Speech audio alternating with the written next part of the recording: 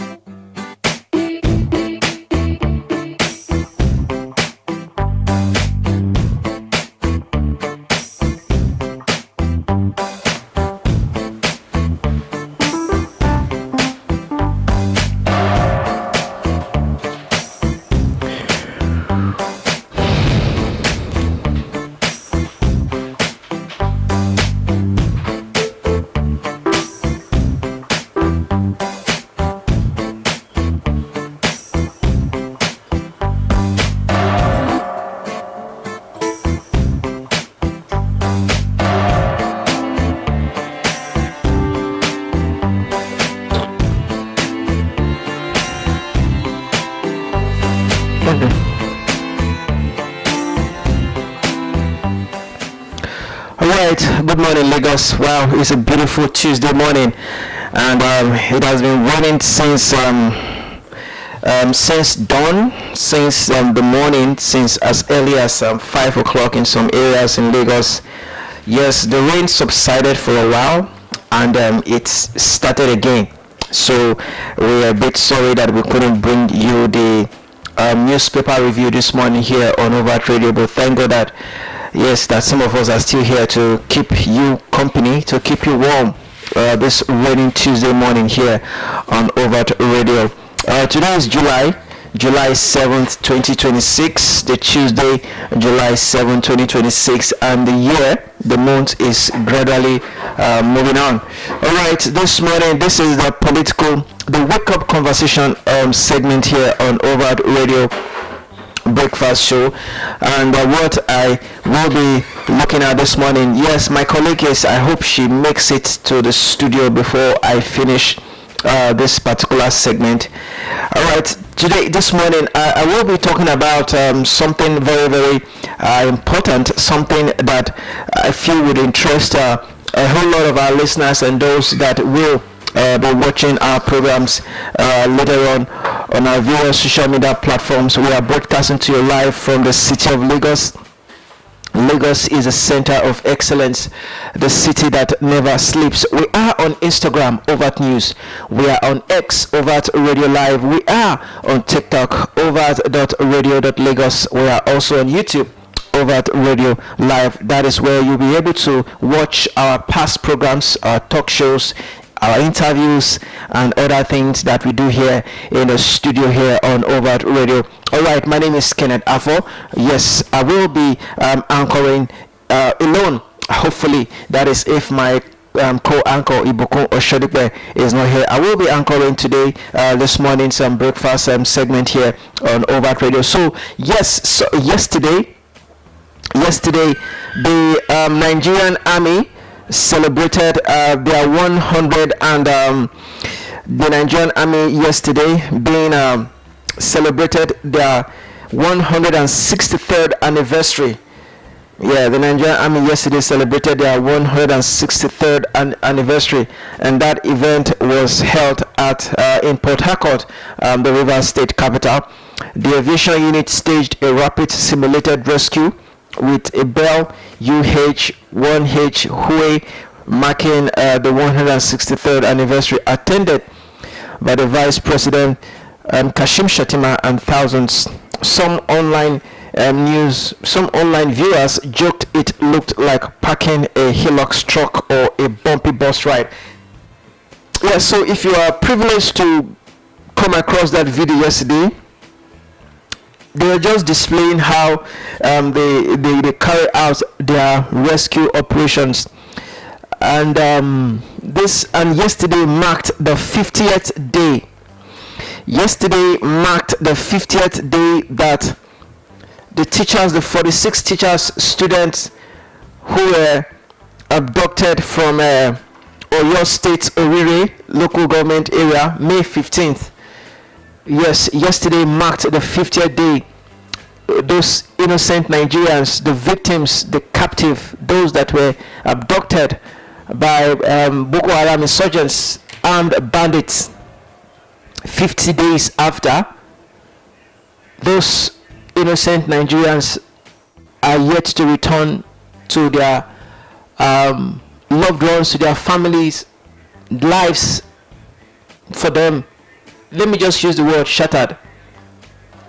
Imagine being away from your family for 50 days. Imagine being away from civilization for 50 days. Imagine spending nights, days in an unknown forest. Imagine not being fed the way that you used to be fed before. Maybe while you were at home, your mommy, you feed your children, you eat maybe 3 times in a day. And 50 days you barely eat. 50 days you don't take your bath. 50 days you don't relate with your friends. This is the condition that the armed bandits have subjected these teachers and students into. The 46 students and teachers who were abducted, kidnapped in Oyo State. And here, the Nigerian army, held their 163rd anniversary of being in existence. I mean, the Nigerian army is even older than the country itself. Nigeria will be 65 or 66 this year, if I'm not mistaken.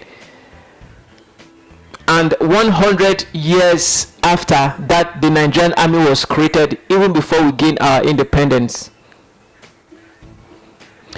One striking thing about what happened yesterday is they were doing a simulated rescue operation on how they, as expected, or how they carry out their rescue operation. And my question is this what you are supposed to be doing? There are 46 innocent innocent teachers, students, and pupils, and even babies who are still in the forest. And the Nigerian army thought it wise to carry out a simulated rescue operation. Instead of them, instead of you people to be carrying out that rescue operation, in the forest where these people have been held, have been kidnapped, have been held captive. This is not what is expected of the Nigerian army to do. This is not what is expected of the Nigerian army to do. So the rescue operation that you did, the simulated rescue operation, so what is the essence of it? Are you showing off? You are showing off on emptiness instead of showing off in the forest. That will lead me to a statement released yesterday by Peter Obi, who claimed that President Bola Ahmed Tinubu is yet to call the state governor of Oyo, the Oyo state governor, His Excellency Seyi Makinde. Let me read the story. Presidential candidate of the Nigerian Democratic Congress (NDC), Mr. Peter Obi, said President Bola Tinubu has failed to call Governor Seyi Makinde more than 50 days after school children were abducted in Oyo State.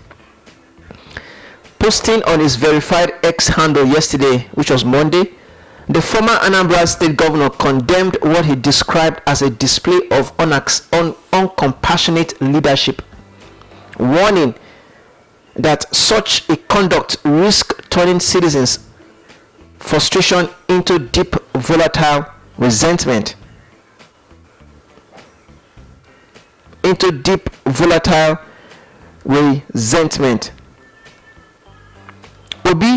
said the people of Oyo State had every reason to feel bitter and abandoned, noting that more than 50 days had passed since the school children were abducted without any tangible rescue effort by the government.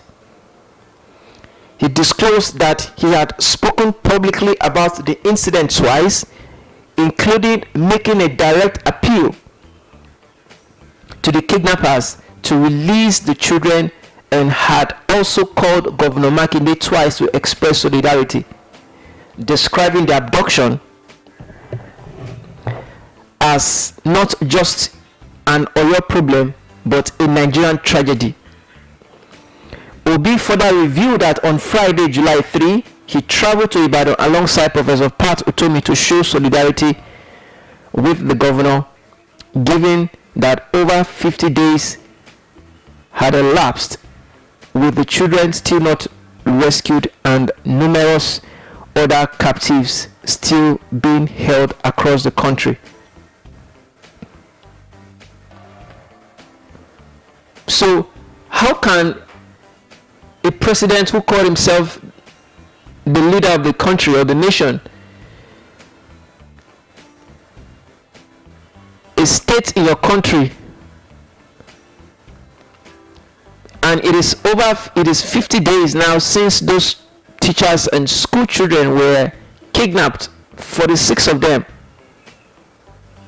and 50 days later, after, according to Peter Obi, the president is yet to call the governor of that state.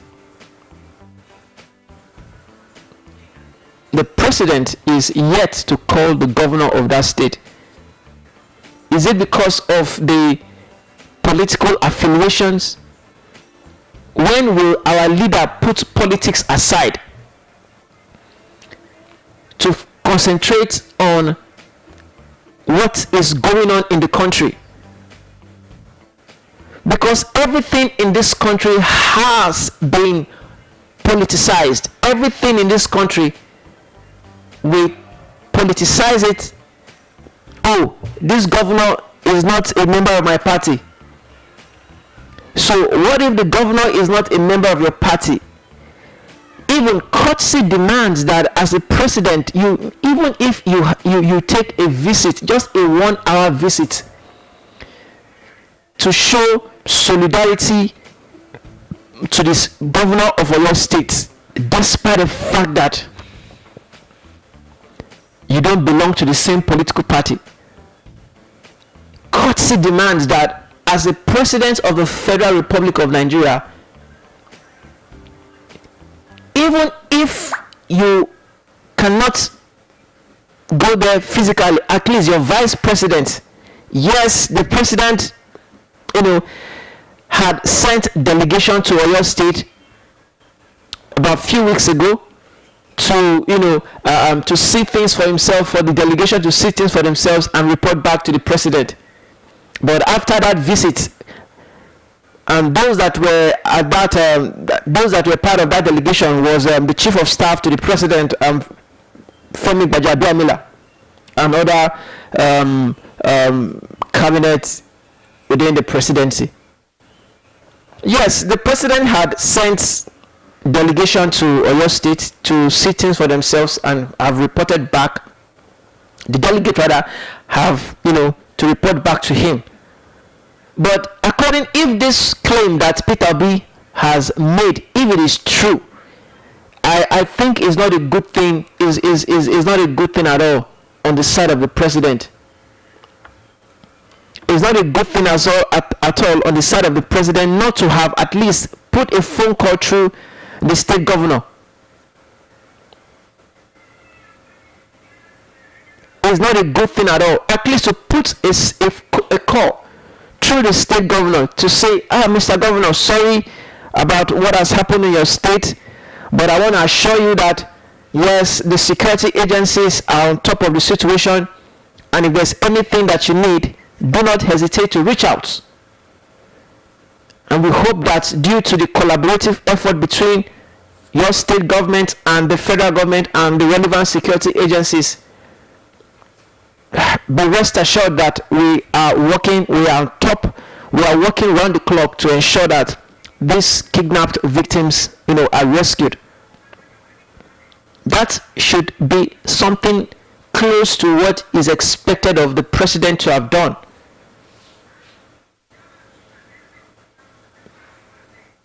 Should be something close to what the president should have done. But according to the claim, I'm not there. I don't know if the president has called Sheyi Makinde. I don't know. But if Peter Obi has said this, maybe there is an element of truth to what he said. Because according to Peter Obi, he visited Sheyi Makinde on the 3rd of July, and maybe he might have asked him if the president has put a call through him. So I think based on the information that is at his disposal, so it is expected of the president to have called Sheyi Makinde to say we're on top of the situation. And back to what the Nigerian army did yesterday, I think it is improper. It is improper to carry out a rescue simulation whereas there are 46 people that are still in the forest. Even the 163rd anniversary marked by the Nigerian army yesterday shouldn't have held because of what is on ground. It is because we treat kidnapping and abduction because we are used to it. Our leaders are used to it. So whether 46 people are abducted or kidnapped or killed, it's a phenomenon. It is because they are too familiar with this abduction. So they just leave everything when the security agencies, when they find them good. Okay? It is alarming that a leader of a 21st century democracy, it is alarming that a leader of a 21st century democracy, under his nose, 50 days after teachers and school children were abducted, we've not heard anything that has to do with progress as to what are the efforts that the security agencies are putting in place. Have you made contact with the victims? Have you made contact with the abductors? Yes, the president said that he has approved the recruitment of 1,000 forest guards. Where are those forest guards? And this announcement was made over a month ago. What is the level of progress to the recruitment of these 1,000 forest guards that will be deployed to the forest in that state and other neighboring states in the southwest? These are the questions that the media ought to be asking the president, those in the president. These are the questions. What is the progress report? Because it is expected that the Nigerian army, the Nigerian police ought to be giving briefings on a weekly basis. They ought to be briefing Nigeria, the state itself. But in this part of the world, we handle leadership as if leadership is nothing. And that is what we are getting. It is the lack of sensitivity of our leader that has brought us to this level that we are as a country. It is this nonchalant attitude, this I don't care attitude of our leaders that has reduced us to, that has made us a laughing stock among the Committee of Nations.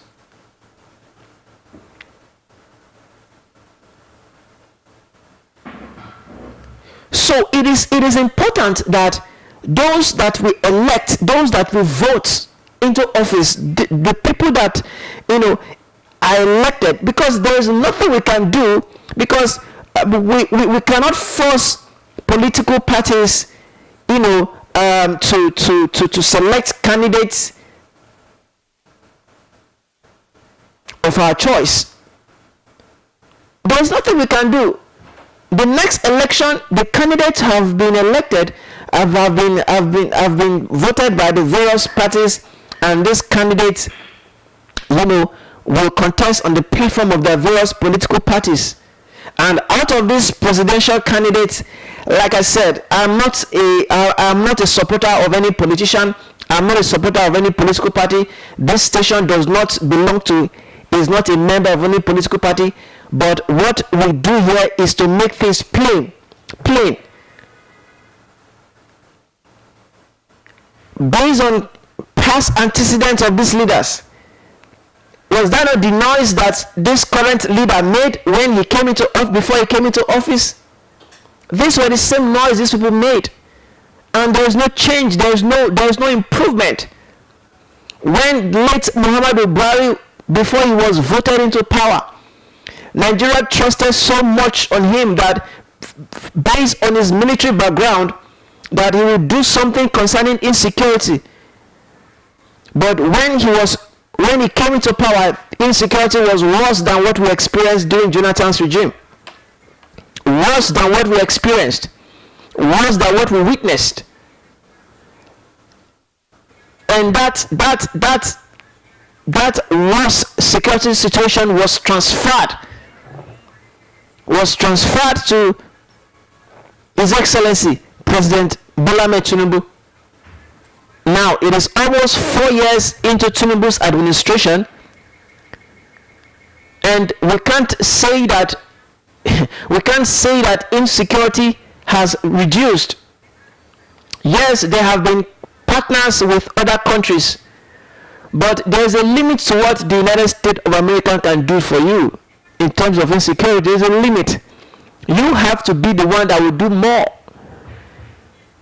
The US might have done 95% of what is expected of them to do.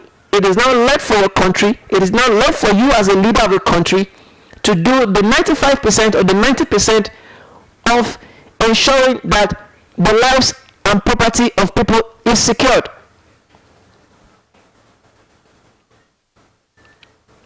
So it is a shame that the Nigerian army put up that demonstration yesterday, whereas there are still innocent teachers, school children that are still in the forest 50 days and still counting.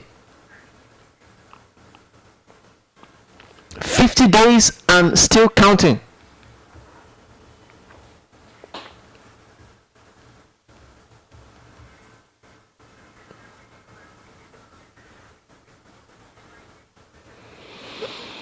"50 days and still counting."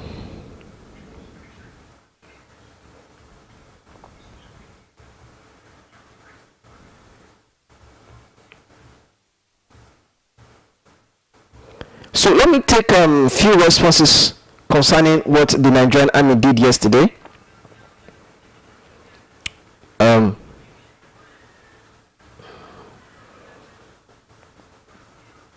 All right, this is coming from Black Today, somebody who commented on that post that the Nigerian army made yesterday. He said that a battlefield is not the same as your living room. Sometimes maybe everything we go put from out, we go put mouth. The day the army decide to rise up and stop taking orders from the criminal politicians, all this rubbish of letting the army look weak will stop. I hope it doesn't topple up during actual operations. Yeah, so I was talking about the helicopter that was in parade yesterday. we need to start taking things serious as leaders in this country. Because if we don't take things serious, things will deteriorate, and in the end of the day, it will fall back on the leaders. It will boomerang, it will fall back on the leaders. So just like one of the victims who spoke on behalf of the, can you imagine, who spoke on behalf of the abductors, did said that these people, they are not, demanding for ransom. They are not clamoring for the establishment of Islamization or Sharia law. They are not clamoring for the establishment of Sharia law in the country. They are not demanding for weapons, but what they are demanding for is that those people that the security agencies, that there are people that the security agencies captured should be released. This is what they are demanding, just a simple demand. It's just a simple demand, and the federal government and the respective security agencies have not been able to think about what they are demanding, because the more you refuse to yield to their demand, the more vulnerable their captors, their abductors will be, the more vulnerable their victims will be. Because if they can execute one of their victims in the early days of that abduction, if one of their victims can be executed, so what is the worst thing that can happen to them? What is the worst thing that can happen to them?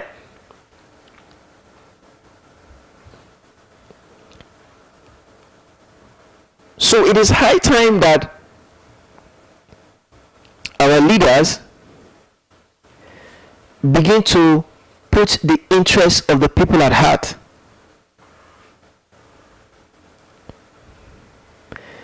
Now, this is Obi's tweet yesterday. The government and people of Overt State, more than 50 days after the abduction of the school children without any tangible effort toward their rescue, should rightly feel bitter and abandoned. Since this unfortunate incident, I have spoken publicly about it twice, including appealing directly to the kidnappers to release the children. I also called the governor twice to assure him of my solidarity, understanding that this issue is not just an Oyo problem, but a Nigerian tragedy. On Friday, July 3, I decided to travel to Ibadan with Professor Pat Utomi to express solidarity with the governor, as more than 50 days had elapsed without the rescue of the children, and with numerous others still being held captive across the country. Now, during our 2-hour meeting, I shared my experience in addressing insecurity as governor of Anambra State. I recalled how President Olusegun Obasanjo and later President Umar Musa Yar'Adua and Goodluck Jonathan would personally call us several times whenever we face major security challenges. So these were the experience, these were the examples that past leaders have shown, that when a governor is in distress, that when something happened in a particular state, it is the duty of the president to call the governor and ask about the situation in the state, solidarize with him, be empathic, be sympathetic. But based on Obi's claim, according to Obi, as alleged, the president has not called the governor 50 days after the abduction. Now, Obi further added, but to my utmost shock, I discovered that contrary to my assumption that they had been in regular communication over the matter, Governor Seyi Makinde had not received a single call from President Bola Tinubu. I remember the only case of a school kidnapping during President Goodluck Jonathan's era, the Chibok girls. It drew local and international attention.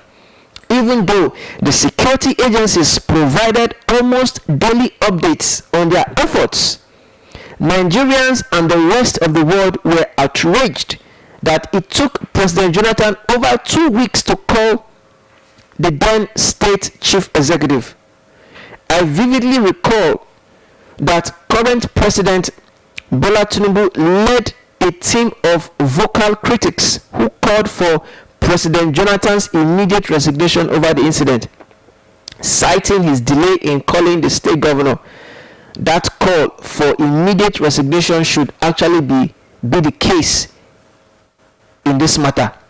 Today, President Tinubu, there have been more than 13 school kidnappings, yet the president has found it difficult to call the affected states governors after more than 50 days, over 7 weeks. This is outrageous.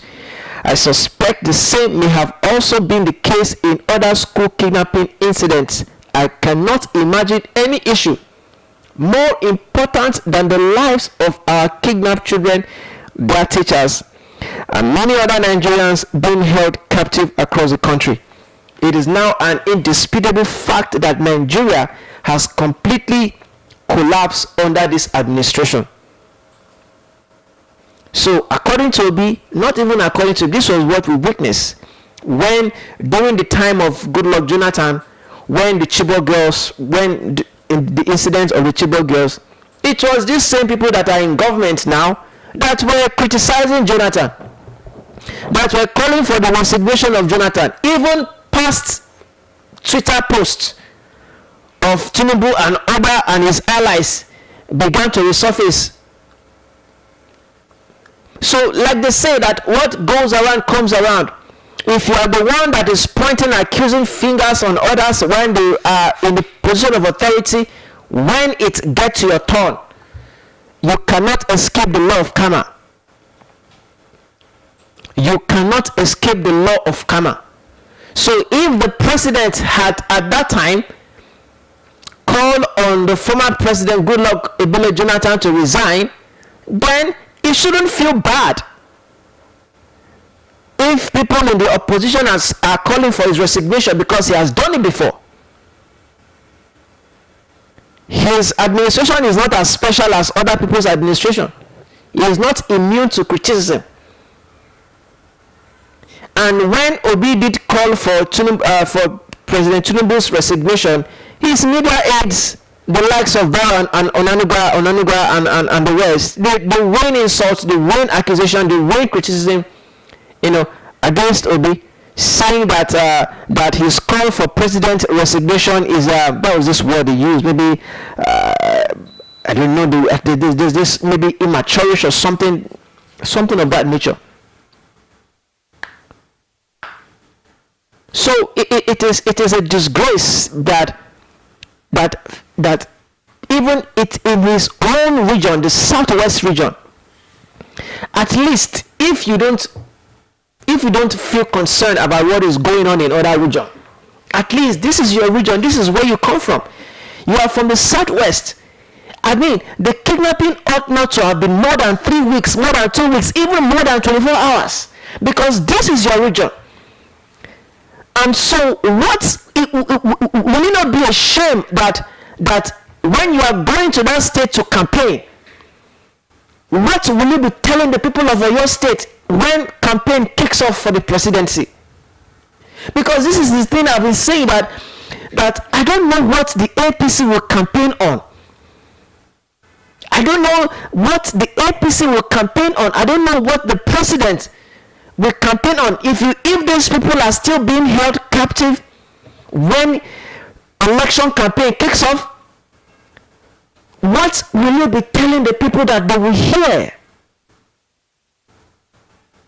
What is that message that you will give the people that they will hear, that they will listen to you? And this is the president region. The president of the Federal Republic of Nigeria is from the southwest. And 50 days after these people are being kidnapped, they are yet to regain their freedom. And you call yourself the president and commander-in-chief of the armed forces? This is not how a commander-in-chief of the armed forces works. This is not how, these are not the attributes These are not the attributes of the commander-in-chief of the armed forces. These are not the attributes. To be fair, these are not the attributes of the commander-in-chief of the armed forces. So it is high time for our leaders to buckle up. If there's any word like that to them, it is high time for them to buckle up.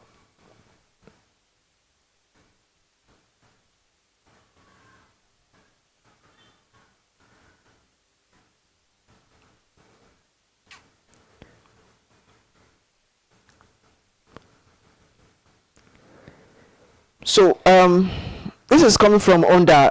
Amid such an apparent display of incompetence, the president should either resign or at the very least abstain from seeking re-election for the sake of our dear country. This call is patriotic, not political.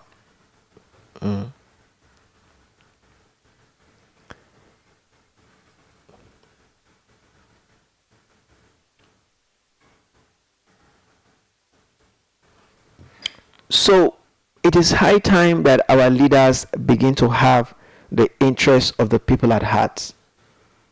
We must begin to show level of seriousness towards the welfare, towards the safety of the citizens, our leaders, those that are elected into public offices, those who have political appointments, the governors, the president, the senators, lawmakers in the state houses of assembly, local government chairman, and those who are appointed into ministries and departments of agencies. It is high time you start having the interest of the people at heart.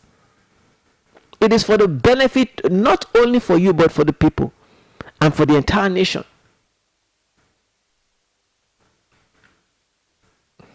We must begin to do things rightly in this country. It is because we have been doing things wrongly. That is why there is still chaos. That is why there is still insecurity. That is why there is still poverty. That is why there is still corruption in the country. We have been doing things the wrong way. Because you cannot do things right and at the end of the day, things will be wrong. The outcome will be wrong. It is when you do the right thing that the outcome will be right. But our leaders have persistently been doing the wrong things at the wrong time. So that is why we are in this quagmire. That is why we are in this bitter situation. That is why we are in this situation that we have found ourselves in. When the former UK Prime Minister David Cameron did say that Nigeria is a fantastically corrupt country, he knew what he was saying. And when he said that, a lot of Nigerians, took a jab at him. But that is the truth. We politicize everything in this country. Is it because, okay, now, assuming Seyi Makinde is a governor on the platform of the APC, would he have done this if Seyi Makinde